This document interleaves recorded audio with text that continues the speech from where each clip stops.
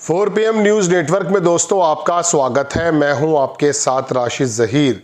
ममता बनर्जी क्या देश की दूसरी केजरीवाल बनने वाली हैं? मेरे कहने का मतलब यह है कि ममता बनर्जी ने जिस प्रकार से चुनाव आयोग पर वार किया है, प्रहार किया है, चुनाव आयोग के लिए वाकई शर्मिंदगी का मकाम है। जब आम लोग और राजनीतिक पार्टियां आवाज़ लगा लगा कर थक गए और वो अपनी प्रणाली के अंदर कोई भी चेंजेस करने को तैयार नहीं है। अलबत्ता शुवेंदु अधिकारी खुद ममता बनर्जी के खिलाफ चुनाव आयोग आज पहुंच गए हैं और उन्होंने कहा कि बड़ी बेइज्जती है, बड़ा अपमान है चुनाव आयोग का। चुनाव आयोग की जिम्मेदारी क्या है? चुनाव आयोग की जिम्मेदारी यह है कि जो देश के नागरिक हैं उनके मतों से निकलने वाली सरकार निष्पक्ष लगे, साफ सुथरा चुनाव हो। इसकी जो बानगी है, उसका जो इल्ज़ामात हैं, आप बराबर देखते आए। क्या चुनाव आयोग पर अगर कोई सवाल उठाता है, उसकी अनियमितताओं पर कोई सवाल उठाता है, तो क्या उसके खिलाफ शिकायत करनी चाहिए? शुवेंदु अधिकारी पहुंच गए, चूंकि भारतीय जनता पार्टी के नेता हैं। बात यह दोस्तों कि ममता बनर्जी को मालूम पड़ गया है या भांप लिया है कि बंगाल की ज़मीन उनके पैरों के नीचे से खींचने का पूरा प्लान बना लिया गया है। ये तो शुक्र मानिए केजरीवाल का कि जब लोग ईवीएम की मशीन पर पूरी तरह से डिपेंड थे, उसी पर आरोप लगा रहे थे, उस वक्त उसने एक ऐसी भी बड़ी चोरी, तथाकथित चोरी पकड़ी जो वोटरों के बारे में कही जा सकती है कि कहीं घटाना कहीं बढ़ाना। इसके बारे में तो कोई सोच भी नहीं सकता था।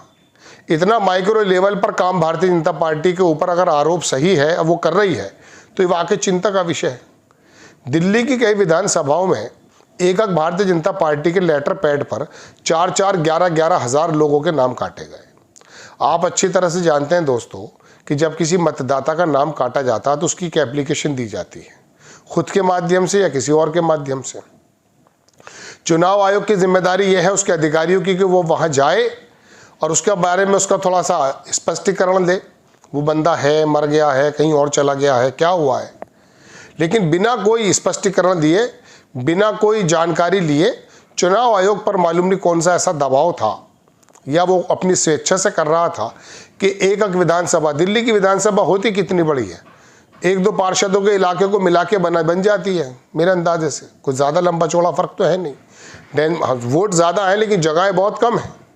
कहने का मतलब दोस्तों ये है कि वो वहाँ गए ही नहीं और वहाँ पर वोटों का पता चल गया। संजय सिंह ने आकर के भंडाफोड़ किया, केजरीवाल ने भंडाफोड़ किया, देश की मीडिया ने इसको मुद्दा बनाया। लेकिन किस प्रकार से थोड़े से 1 या 2% वोटों से केजरीवाल को सत्ता से बेदखल कर दिया गया। 44% वोट जो केजरीवाल को आया है, ये उसकी मेहनत का नतीजा है। उसने वाकई वहाँ पर ज़मीन पर काम किया था। गरीब तबका, अल्पसंख्यक तबका, कमज़ोर तबका उसके साथ जुड़ा हुआ था। लेकिन उसके बावजूद जो दूसरे वर्गों को वो अट्रैक्ट कर रहा था, उसको किस प्रकार से जो है दिग्भ्रमित किया गया है, बजट में किस प्रकार के प्रलोभन दिए गए हैं, पूरा देश जानता है। चलिए उसको छोड़ दीजिए, सबसे बड़ी बात तो ये तो राजनीतिक पार्टियों का काम होता है प्रलोभन देना। केजरीवाल भी दे रहे थे, ये मोहल्ला क्लिनिक और ये क्लिनिक वो क्लिनिक, भले वो सुविधाएं थी लेकिन जाहिर सी बात है कि सरकार कर रही थी। तो दोस्तों बात यह है कि ममता बनर्जी को अब ये परेशानी हो गई है कि मेरी भी इधर चारों तरफ से ये घेराबंदी करके सरकार को उखाड़ फेंकेंगे। और बंगाल और बिहार बीजेपी का सपना है, आरएसएस का सपना है इसको जीतना।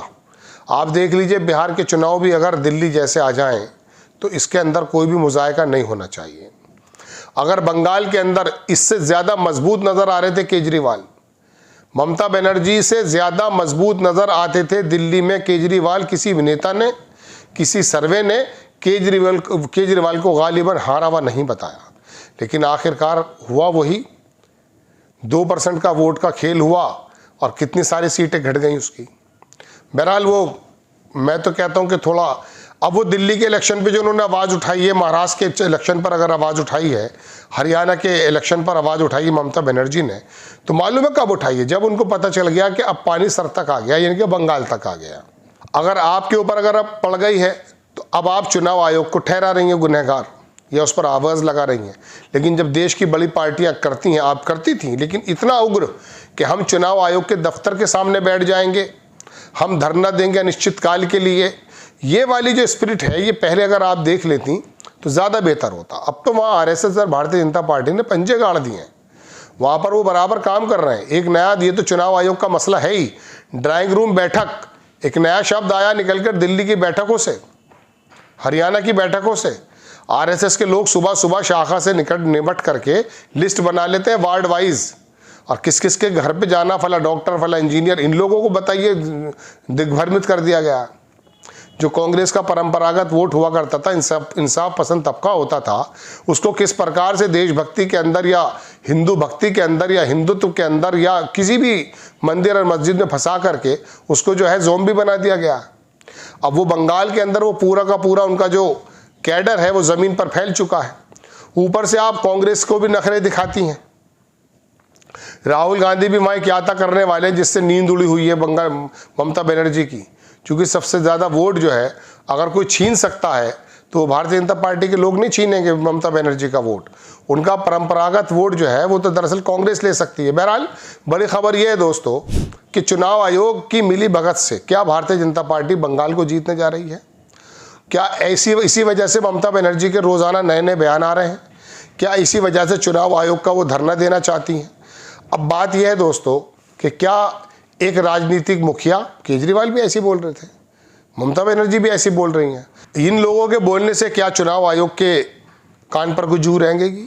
राजीव कुमार के तो रेंगी नहीं थी, वो तो अपना काम ही करता रहा था, सवालों के जवाब में भद्दी शायरी करता था और चला जाता था। कहने का मतलब दोस्तों यह है कि क्या मौजूदा चुनाव आयुक्त इस तरह की राजनीतिक पार्टियों की जो आशंकाएं हैं, इल्ज़ामात हैं, आरोप हैं, उनको दूर करने का कोई काम करेगा? नहीं कर सकता, करेगा ही नहीं। लोगों का ऐसे ही कहना है, मेरा नहीं, लोगों का ऐसा कहना है। जब रातों रात चुन लिया जाता है अपनी मर्जी का अधिकारी तो जाहिर सी बात है वो अपने आकाओं की ही मर्जी के मुताबिक चलेगा। ममता बनर्जी को ये डर सताया, लेकिन देर से।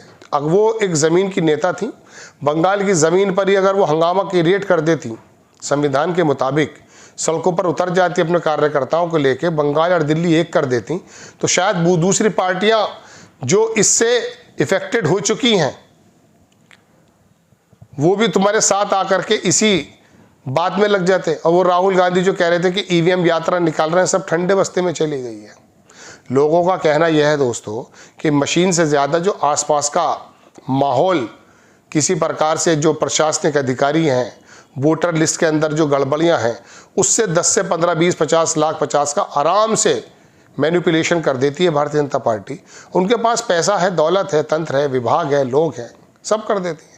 ममता बनर्जी के आरोप में कितनी सच्चाई है ये तो भविष्य के गर्भ में है, लेकिन फिर भी एक ऐसी आशंका जो राजनीतिक पार्टियां जता रही हैं जिसके बारे में सत्ता को या हमारी कोर्ट्स को या हमारे चुनाव आयोग को ज़्यादा कोई परवाह नहीं है। आपको खबर कैसी लगी अपनी राय कमेंट्स बॉक्स में ज़रूर दीजिए। चैनल को सब्सक्राइब कीजिए, शेयर कीजिए। नेक्स्ट टाइम मैं किसी खबर के साथ हाजिर होता हूँ। जय हिंद।